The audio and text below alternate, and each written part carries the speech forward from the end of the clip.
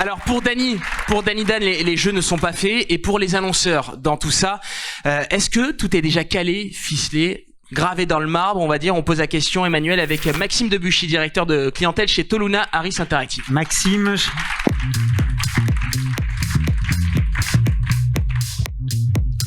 Alors, Maxime, vous réalisez depuis quelques mois une étude internationale qui s'appelle Pulse and Perf, et vous étiez à la 4e vague, là, je crois, en début d'année, et on va voir l'évolution des résultats. Où en est-on, Maxime, de la perception des jeux en France et à l'étranger, et où en est-on de la visibilité des sponsors et de leur impact? Alors exactement, on a fait on a mené une étude depuis 1 an maintenant. Donc on suit l'évolution, la perception dans 8 pays maintenant, à l'international, donc en France et à l'étranger. Et voilà, je vais passer, hop, voilà. Excusez-moi, voilà. Donc c'est un baromètre qu'on mène sur 8 pays, donc en France avec 1000 personnes et à travers le monde, donc aux États-Unis, en Europe et en Asie. Et on est sur la 4e vague sur le mois de janvier. Donc ça fait 1 an qu'on mène l'étude. Et donc on a mesuré ici effectivement la notoriété déjà de l'événement. En France, c'est une notoriété spontanée qui est déjà très élevée, bien sûr, puisque l'événement se passe ici. Mais vous voyez, ce qui est intéressant, c'est que aux États-Unis et en Europe, il n'y a finalement que moins d'1 personne sur 2 qui est au courant de l'événement et qui est capable spontanément de citer l'événement à Paris et en 2024. Alors effectivement, la pression médiatique aujourd'hui, elle est assez élevée en France. Vous voyez que en France, c'est la courbe verte. Elle augmente depuis 1 an, donc on est à 71% des gens au cours des 30 derniers jours qui ont entendu parler des jeux. Mais vous voyez que pareil, dans les autres pays, aux États-Unis, en Europe, cette pression médiatique est beaucoup moindre, puisqu'on n'a qu'1 personne sur 5 qui a entendu parler des Jeux olympiques et paralympiques de Paris au cours des 30 derniers jours. En janvier, hein, donc ça peut être encore progressé. Ça peut progresser.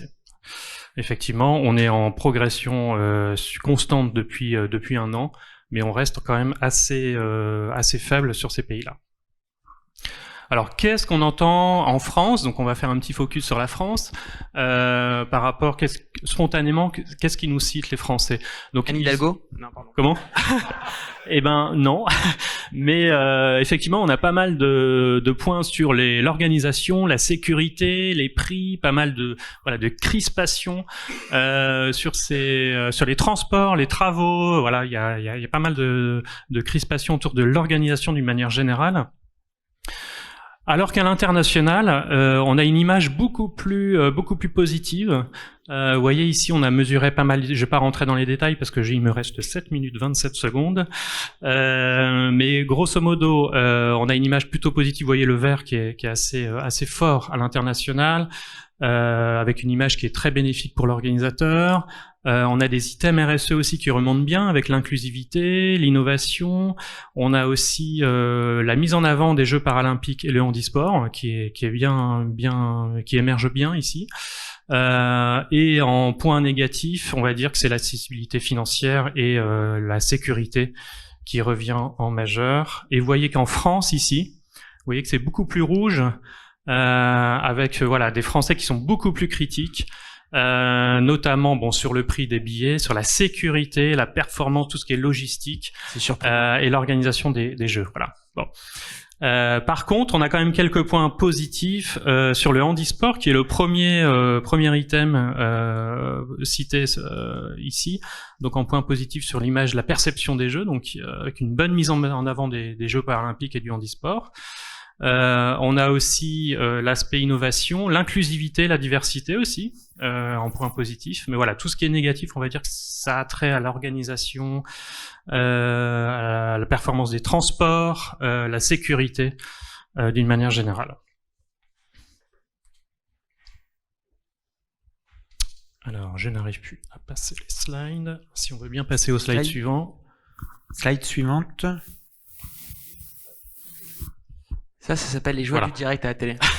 Alors, ça n'a pas été long, hein, heureusement. Voilà, j'ai été beaucoup trop vite.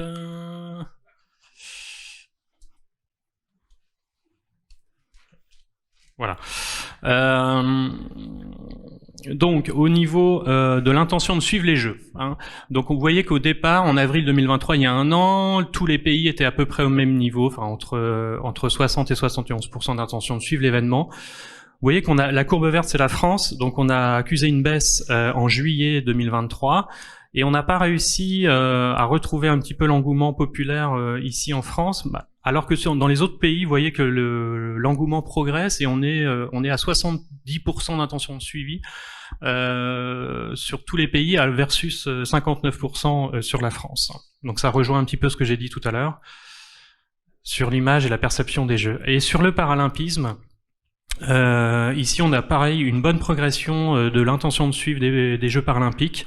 Et par contre, là, on n'a pas ce distinguo entre la France et les autres pays. On est à peu près dans un même pool, et on est sur un même niveau de suivi par rapport aux éditions précédentes, quel que soit le pays, excepté au Japon et en Corée.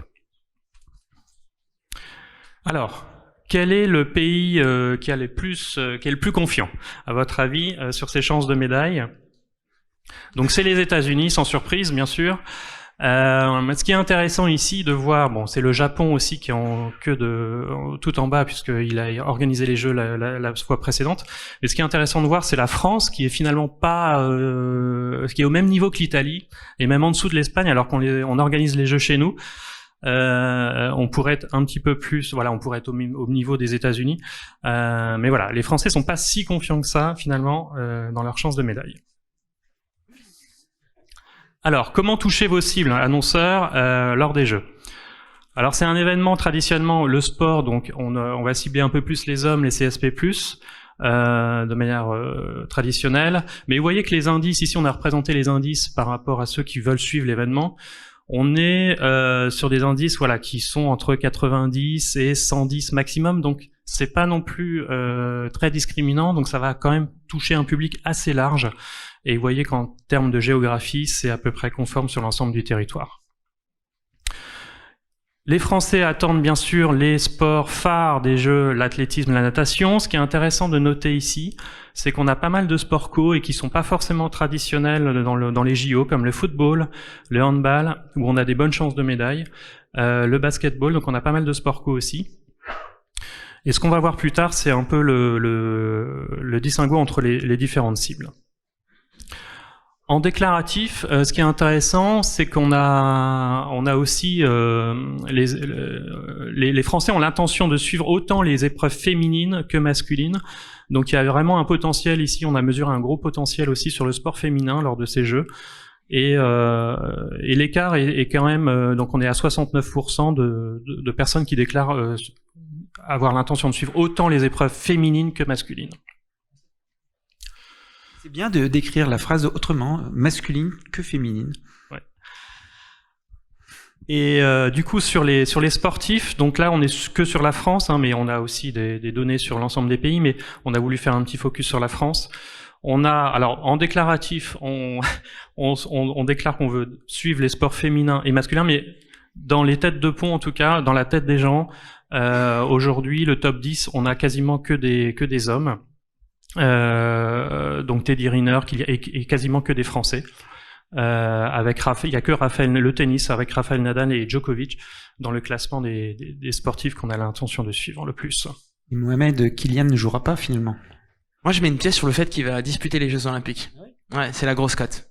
Donc là, effectivement, le Real n'est pas chaud. Hein. Ouais, on verra ça à la fin.